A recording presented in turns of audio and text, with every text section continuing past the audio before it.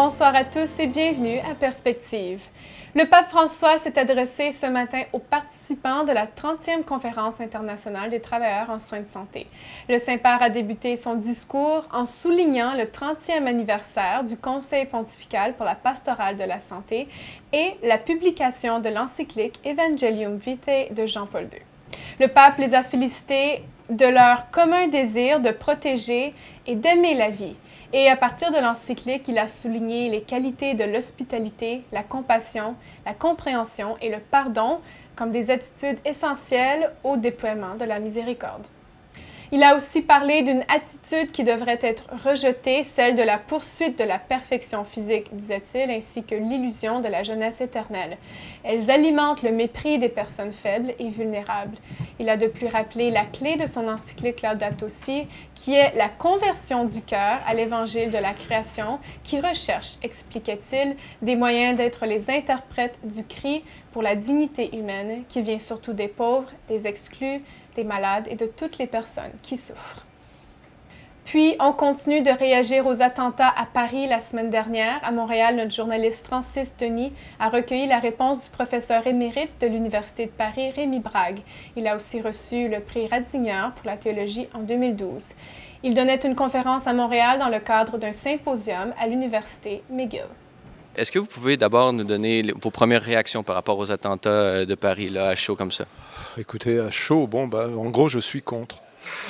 Je trouve que c'est franchement mal élevé d'avoir fait ça, et j'espère que ça ne se reproduira pas, mais d'un autre côté, j'ai bien peur que je n'ai pas été surpris. Ça devait arriver, je suppose que ça va continuer, les causes étant profondes, étant lointaines.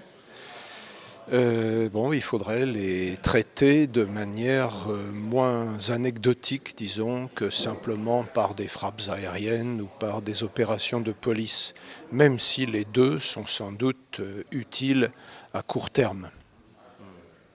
Quelles sont, par exemple, les solutions que vous verriez là, à plus long terme, disons moyen et long terme?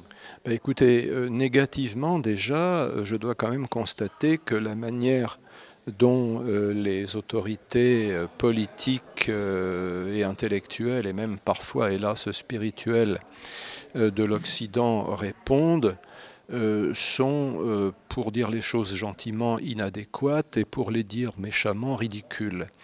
Évoquer comme un mantra la laïcité, évoquer les valeurs de la République dont personne ne sait exactement ce qu'elles sont des choses qui ne peuvent que susciter chez un musulman un peu conscient de sa religion, ils ne peuvent susciter, disais-je, que le mépris, un mépris de fer. Qu'est-ce en effet que les lois de la République quand on les compare avec ce que Dieu a dicté, ce qu'il a littéralement dicté à son prophète?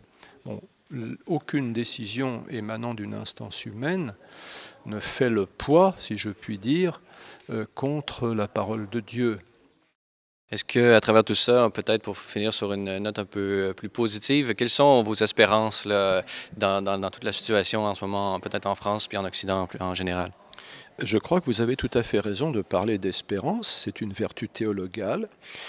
Disons ce que l'on peut peut-être attendre, c'est déjà une prise de conscience. Qu'est-ce que c'est vraiment que l'Occident? Est-ce que c'est simplement le fast-food? Est-ce que c'est simplement la musique rock? Est-ce que c'est simplement la libéralisation des mœurs et tout ce que cela entraîne? Est-ce que ça n'est que cela? Ou est-ce que ça n'aurait pas des sources plus profondes auxquelles il ne serait peut-être pas impossible de retourner puiser? C'est tout pour cette émission. Merci d'avoir été avec nous et à la prochaine.